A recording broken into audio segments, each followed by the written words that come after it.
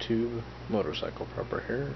Just wanted to do a video on my pocket survival kit. I took a little bit of a different take on it and put it in a Maxpedition micro pocket organizer. Gave me a little bit more space so I could add more stuff than your traditional Altoids tin. We're going to go ahead and take a look inside. First, on the outside, we've got two Whirl pack 1 liter bags. You can see that there. You can buy these on Amazon. They are cut at the bottom where you can stand it up. Perfect for use with water purification tablets, considering I could not fit a metal container in here. Next, we've got part of my fire kit that I fit in the front.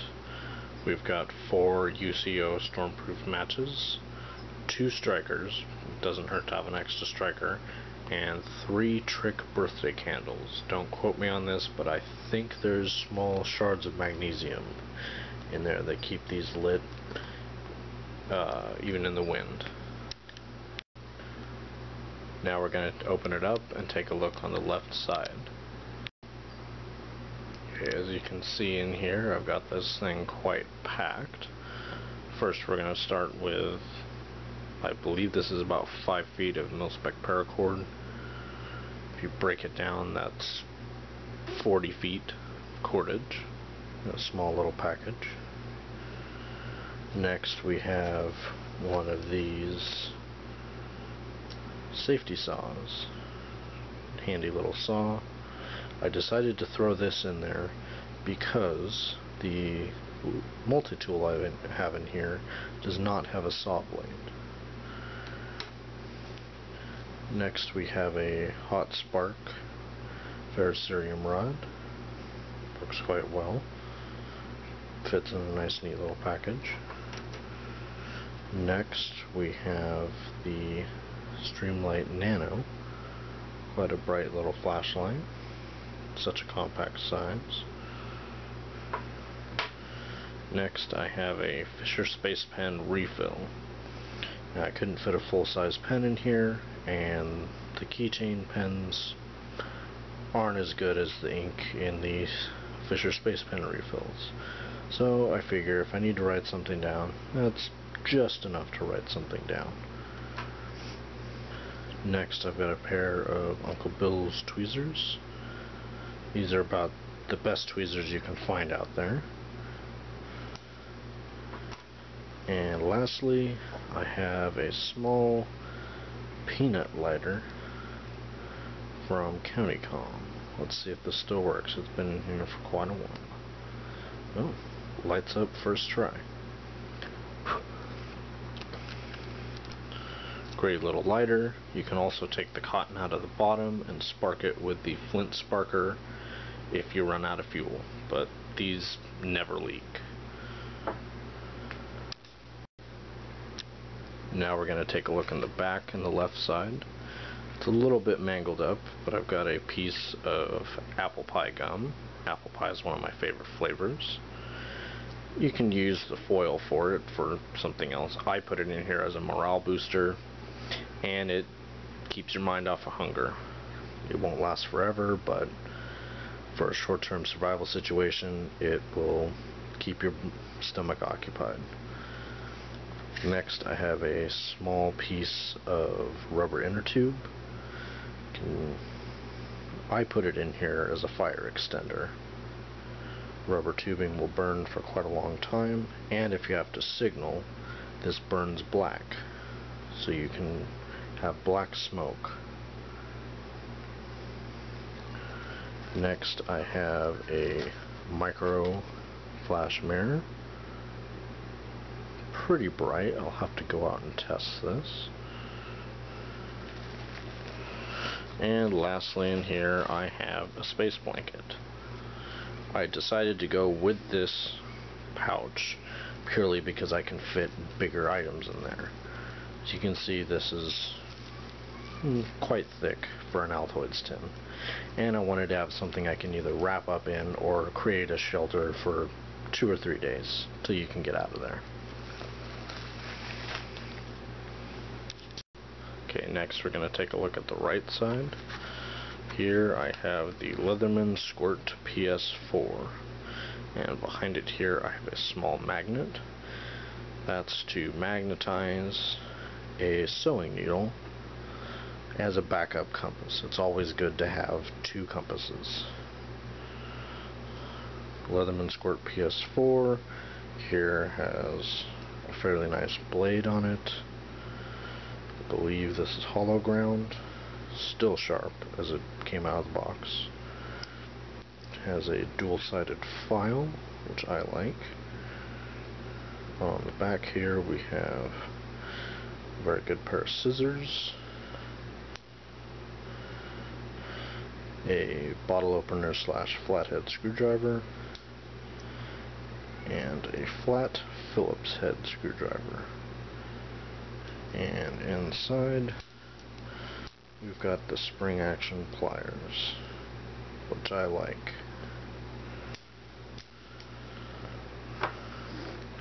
Next we've got a roll of duct tape. Duct tape has a million and one uses, as everyone says. Have a SOO rescue howler whistle. Got to be able to get someone's attention or to aid in self-rescue.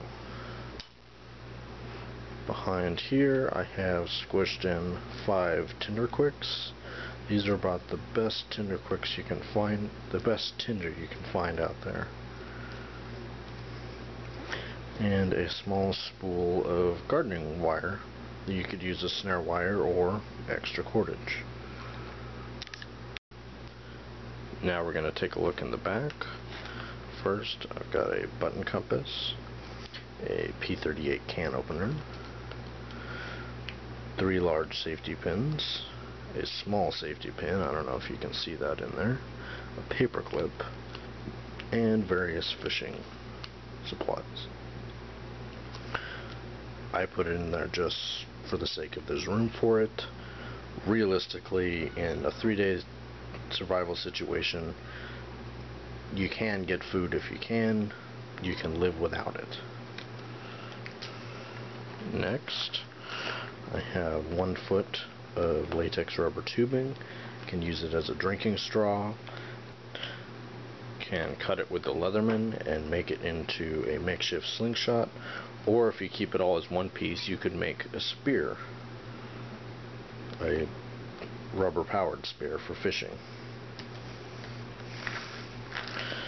Next, back here I've got some medical supplies, not a ton. I wasn't going to really go medically heavy with this.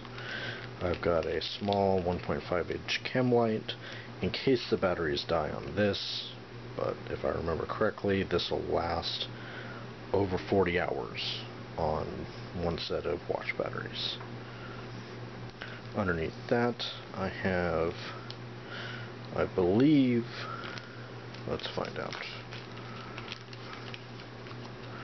4 alcohol prep pads. Those can be used to sterilize a wound, sterilize your blade after cleaning an animal, or, as Chris from Prepared Mind 101 has come up with, I can't take credit for that, gotta give credit where it's due, as a fire starter. Next I have a Fresnel lens from Survival Resources. Visit their site, it's a great site.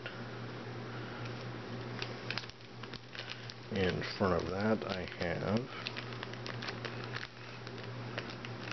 if I can get it out here, 2 pieces of Right in the Rain paper.